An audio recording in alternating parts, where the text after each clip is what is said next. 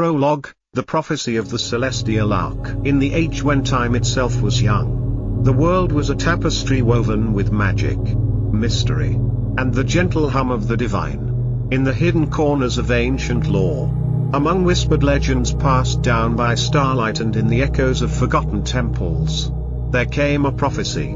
It foretold the coming of a great ship, a celestial ark, that would rise amid chaos to rescue the realm from the brink of oblivion. The prophecy was as enigmatic as it was powerful, that when darkness threatened to consume the world, the chosen one would awaken the slumbering vessel and lead a motley band of heroes on a journey through peril and wonder to restore balance to creation. The eternal tides of Aqualoria. Prologue, when the world was young, in the beginning, when time was but a whisper and the earth had yet to know the steady pulse of mortal life, there existed only the boundless deep, an endless expanse of water known as Aqualoria. It was not merely a sea but a living, breathing tapestry of magic and mystery, its waves echoing the heartbeat of creation. Legends say that from the union of celestial light and the primordial darkness, Aqualoria was born. A realm where the boundaries between the mortal and the divine blurred beneath shimmering tides and star-swept nights. The ancients believed that every droplet of Aqualoria carried the secrets of the cosmos. The deep was ruled by elemental forces and ancient gods, who nurtured life, guided fate, and guarded mysteries that no mortal mind could fathom. And so, beneath the endless sky and the twinkling of distant stars, the stage was set for a saga that would span epochs, a story of hope, despair, triumph, and renewal. Chapter 1, The Song of the Sea. At the heart of Aqualoria swirled the great current known as the Song of the Sea, a melodic vibration that resonated through every ripple and tide. It was said that the song was composed by Ilarion, the primordial sea deity, whose voice once tamed the storms and soothed the savage waves. His lullaby called forth creatures of every shape and hue, from the smallest shimmering minnows to colossal leviathans hidden in the abyssal plains. Ilarion's consort, Seraphine, the moonlit empress, danced upon the water's surface in silvery arcs. Her graceful movements dictated the rise and fall of the tides, ensuring that the balance of light and darkness was maintained. Together, their eternal duet imbued the sea with a magic so potent that even the wind seemed to carry their harmonies across the lands. In coastal villages far from the tumult of Aqualoria, fishermen and dreamers alike would listen to the ebb and flow of the tides, convinced that every surge was a verse from the ancient song, a reminder of the divine origins of their world. Elders told tales of mystical creatures that emerged from the deeps on nights when the moon shone full, and of brave souls destined to venture into the heart of the ocean to restore its fragile equilibrium when chaos threatened its ancient order. Chapter 2, The Prophecy of the Tides. Centuries passed, and the legend of Ilarion and Seraphine passed into myth. But with the passing of time came change. A dark omen began to cloud the horizon, an unsettling silence in the song of the sea. Fishermen whispered of currents that no longer sang the gentle lullabies of old and of strange, foreboding shapes seen beneath the surface during the deepest nights. It was then that the Oracle of Mirren, an ancient priestess shrouded in mystery, delivered a prophecy that would echo through the ages. When the heavens weep crimson and the tides burn with a fiery glow, the deep shall tremble with the rise of an ancient wrath. Only the heart of a child, born of both land and water, can mend the tear in the fabric of our world and awaken the lost voices of the sea. This prophecy sent ripples of trepidation and hope across the scattered kingdoms along Aqualoria's shores. Some believed that the prophecy was a harbinger of doom, while others saw it as a call to arms, a summons to find the fabled child who would bridge the mortal and the divine. In every port and every quiet cove, people prayed for deliverance, for a savior who could quell the rising storm before it swallowed the world whole. Chapter 3, The Birth of a Bridge. In a small fishing hamlet nestled against the rugged cliffs of the western shore, there lived a humble family renowned for their uncanny connection to the sea. Mara, a skilled weaver of nets and dreams, and her husband Callan, a weathered fisherman with salt in his veins, were known far and wide. Their lives were interwoven with the rhythms of the ocean, and their love for the sea was as deep as the waters themselves. One stormy night, as lightning fractured the sky and the waves roared with untamed fury, Mara felt a stirring unlike any other.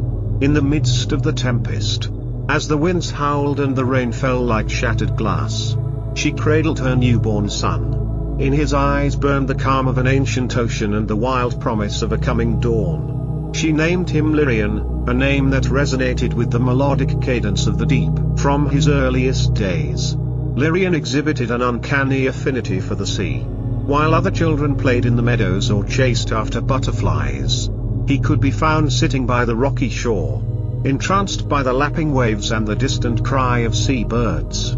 Elders remarked that the child seemed to converse with the ocean, as if the murmuring tides whispered secrets only he could understand. Rumors soon spread that Lirian was the prophesied child, a bridge between land and water destined to restore the song of the sea. Chapter 4, The Awakening Storm. As Lirian grew, so too did the unrest beneath Aqualoria's surface. Unnatural storms brewed over the horizon, and the once mellifluous song began to warp into dissonant chords. In the deepest trenches of the sea, a malignant force stirred, named Varix by ancient scribes. This dark entity was the embodiment of chaos, a primordial spirit born of despair and rage, seeking to unravel the delicate tapestry of creation. One fateful evening, as the sun dipped below the horizon and the skies bled crimson, the seas boiled with a fury unseen in living memory. Waves towered like living mountains, crashing upon the shore with relentless force. In the midst of this tempest, the sea itself seemed to cry out in anguish. It was on that very night that Mara, holding Lirian close, felt the surge of destiny, a call that resonated in her very soul. The ancient prophecy was unfolding, and the fate of both land and water rested on the fragile shoulders of a single child. Word of the calamity spread quickly. Seers, warriors, and scholars gathered at the ancient shrine of Ilarion, determined to decipher the signs. High Priestess Iloria, with eyes like polished amber, declared that the balance of Aqualoria was under siege. "The dark tide rises," she intoned, her voice quivering with both fear and determination. "We must find the lost relic of the sea, the heart of Aqualoria, if we are to stand any chance against Varix. And the child, Lirian, holds within him the key to unlocking its power." Chapter 5, The Journey Begins. At the tender age of 16, Lirian felt the call of the sea deep within his blood. His dreams were haunted by visions of ancient mariners, whispered warnings, and the sorrowful lament of the ocean. Determined to understand his destiny, he sought counsel from High Priestess Iloria, who resided in a towering temple built on the edge of the world, a sanctuary where the mortal and the divine met. Within the marble halls of the temple, bathed in the soft glow of bioluminescent corals and lit by torches that flickered like distant stars, Iloria recounted the ancient lore of Aqualoria. She spoke of the heart, a crystal forged from the very essence of the sea, imbued with the light of Ilarion and the grace of Seraphine. Hidden within the sunken ruins of the lost city of Thalassia, the heart was said to hold the power to mend the fractured bond between the mortal realm and the divine. "Lirian," she said, her voice both tender and commanding, "you are the bridge between these worlds. Your soul is intertwined with the pulse of Aqualoria. To restore the song and banish the darkness of Varix, you must journey to Thalassia, retrieve the heart, and return it to the sacred altar beneath the moonlit arch. Only then will the tides turn in our favor." Thus began Lirian's arduous quest, a journey that would take him beyond the familiar shores of his childhood and into the unfathomable depths of a world both beautiful and perilous. With a small band of loyal companions, a steadfast warrior named Kellin, a wise old mariner known as Thomas, and a mysterious tide caller called Nereus, Lirian set sail aboard the ancient vessel the Cerulean Dream. Its hull, etched with cryptic runes and blessed by seers of old, was a fragile shield against the untamed forces of nature. Chapter 6, Into the Abyss. The journey across Aqualoria was fraught with wonder and terror in equal measure. As the Cerulean Dream glided over silvered waters, the crew encountered islands shrouded in mist, where strange, ethereal creatures danced upon the breeze. On one such isle, known among sailors as the Vale of Echoes, the group encountered a colony of luminescent jellyfish whose translucent bodies pulsed with ancient memories. In their silent ballet, Lyrian sensed echoes of a time when gods walked the earth and the sea was young. Yet, the farther they sailed, the darker the waters grew. Beneath the shimmering surface lay hidden perils, giant eels with eyes like polished obsidian, schools of spectral fish that moved in hypnotic swarms, and the ever-looming threat of Varix's minions, shadowy beings that lurked in the depths, drawn to the despair and fury of the rising dark tide. Many nights were spent in tense silence. The only sound the creak of timbers and the mournful call of distant whales, a constant reminder of the lurking menace below. One fateful evening, as the horizon was painted with the crimson hues of a bleeding sunset, a colossal storm descended upon the ship. Towering waves crashed against the hull, and lightning split the sky as if the very heavens were warring with the earth. In the midst of the chaos, Lyrian and his companions fought to secure rigging and guide the ship through the maelstrom. The storm, it seemed, was not merely a force of nature but a manifestation of Varix's wrath, a tempest summoned to test the resolve of those daring to challenge the dark tide. In the heart of the storm, when hope seemed as distant as the calm before creation, Nereus's haunting melody rose above the roar of the wind. Her voice, soft yet resolute, wove through the chaos like a thread of silver light. The crew felt an inexplicable calm wash over them as if the very ocean were listening, granting them a fleeting reprieve.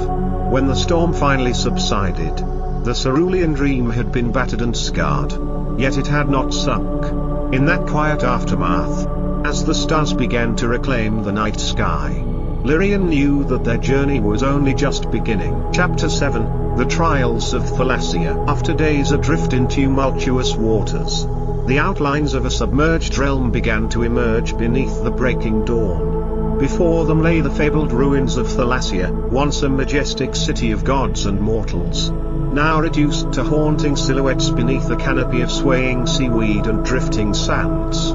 Its ancient spires, encrusted with coral and draped in the tattered remnants of bygone glory, rose like ghostly fingers from the deep. Guided by ancient maps and the cryptic verses of Iloria's prophecy, Lyrian and his companions plunged into the depths. With the aid of enchanted breathing charms and the luminous guidance of bioluminescent plankton, they navigated the labyrinthine corridors of submerged arches, crumbling temples, and echoing halls. Each step into Thalassia's forgotten corridors was a step into history, a vivid tapestry woven with triumphs, tragedies, and the enduring pulse of the divine. Yet the ruins were not silent. Whispers of ancient enchantments echoed through the water as spectral guardians, remnants of Thalassia's long-lost protectors, drifted like phantoms among the ruins. These guardians, ethereal and sorrowful, seemed to recognize in Lyrian a kindred spirit, the mortal who bore the mark of the ocean's grace. They guided him through secret passageways and revealed hidden sanctuaries where the relic known as the Heart of Aqualoria was safeguarded. However, the trials were many. In one chamber, Lyrian faced a mirror-like pool that reflected not his physical form but the inner tumult of his soul. To pass, he had to confront the fears and doubts that had long festered in the recesses of his heart, visions of failure, despair, and the burden of destiny. In another hall, the group encountered a labyrinth of twisting tunnels, guarded by statues of stone that seemed almost alive.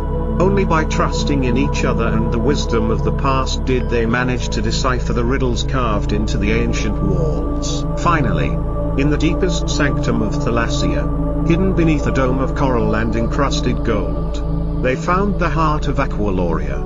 It was a crystalline orb, pulsating with a radiant light that seemed to embody the very essence of the sea, its sorrow, its joy, and its indomitable will to endure. As Lyrian reached out to touch the relic, a surge of warmth and ancient power flowed through him, imbuing him with visions of the sea's primordial origins and the eternal struggle between light and darkness. Chapter 8, The Rising Darkness. The Discovery of the Heart. However, did not mark the end of Lyrian's trials. For even as he cradled the glowing relic, a great tremor rippled through the ruins, a forewarning of the dark force stirring in the abyss. Varix, the embodiment of the ocean's wrath, had sensed the disturbance. His malevolent presence began to seep into Thalassia, corrupting the once hallowed halls with tendrils of shadow and despair. Emerging from the darkness, Varix took form as a monstrous silhouette, a towering entity with eyes that burned like molten fury. The guardians of Thalassia rallied to defend their sacred charge. But they were ephemeral against the overwhelming might of the dark tide. In the ensuing clash, the ruins shook violently. The very foundation of the ancient city trembled as light and shadow contended in a battle that echoed through the corridors of time. Lyrian, heart in hand, realized that destiny had led him not merely to reclaim a relic but to stand as the last beacon of hope against the encroaching darkness. With unwavering resolve, he vowed to return the heart to its rightful place, the sacred altar beneath the moonlit arch, where the blessings of Ilarion and Seraphine could rekindle the song of the sea and restore balance to Aqualoria. Chapter 9, The Voyage to the Moonlit Arch. Escaping the collapsing ruins of Thalassia was a harrowing ordeal. The very walls seemed to conspire with Varix, spewing forth torrents of dark water and swirling debris. Guided by the spectral light of the Guardians and the unwavering determination of his companions, Lyrian led the charge back to the cerulean dream. Every stroke of the oar and every whispered prayer became a defiant act against the dark tide. Once aboard, the battered vessel set sail for the fabled moonlit arch, a natural gateway carved in ancient stone along a cliffside, where the boundary between sea and sky blurred in a silver haze. The journey to the arch was perilous. Treacherous whirlpools and shifting maelstroms threatened to tear the ship asunder. Yet, through the strength of their bonds and the mystical guidance of the heart, the crew persevered, inching ever closer to their destiny. Under a sky ablaze with the light of 1,000 stars and the pale luminescence of the moon, the silhouette of the moonlit arch emerged. Its arches, crowned with ancient carvings of sea serpents and celestial beings, beckoned as if to welcome back the lost harmony of Aqualoria. It was here, in this hallowed place, that Lyrian was to perform the sacred ritual, a rite that would merge the mortal spirit with the ancient powers of the ocean. Chapter 10, The Ritual of Reclamation. In the quiet hours before dawn, when the veil between worlds was at its thinnest, Lyrian and his companions assembled before the altar beneath the moonlit arch. The relic, the heart of Aqualoria, rested on a pedestal of shimmering coral, its light pulsing in rhythm with the very beat of the ocean. Here, surrounded by the whispers of ancient souls and the silent vigil of the Guardians, Lyrian began the ritual of reclamation, reciting incantations taught to him by High Priestess Iloria and echoing the lost verses of Ilarion's song. Lyrian channeled the power of the heart. The orb responded, unleashing cascades of luminescent energy that danced along the water's surface and illuminated the dark recesses of the deep. As the ritual reached its crescendo, the sky above the moonlit arch transformed. The heavens wept starlight, and the ocean's tumult gave way to a serene, otherworldly calm. For a moment, time seemed to suspend, a heartbeat between creation and oblivion. In that liminal space, Lyrian felt the presence of every soul that had ever lived along Aqualoria's shores.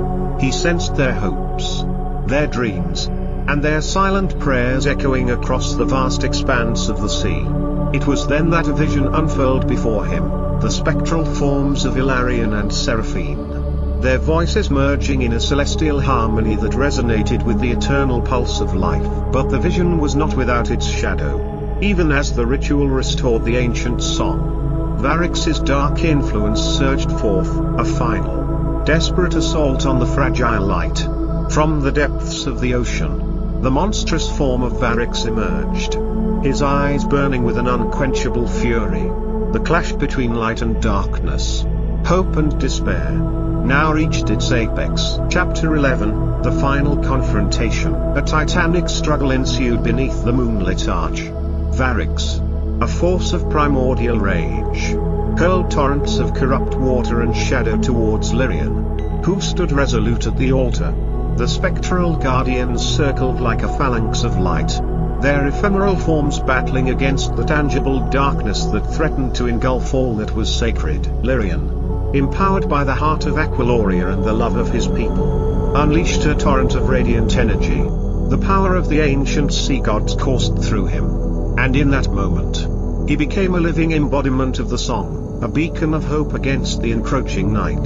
The clash was cataclysmic, every surge of light was met by a surge of shadow. Every note of the restored song countered by the discordant howls of Varix. For what felt like an eternity, the two forces battled amidst crashing waves and exploding currents. The very foundations of Aqualoria trembled as if in awe of the epic struggle. Slowly, inexorably, the tide began to turn. The brilliance of the heart, amplified by the unyielding spirit of the sea and the steadfast courage of Lyrian's companions, began to erode the dark barrier that Varix had erected around him. In a final, climactic moment, Lyrian raised the heart high above his head.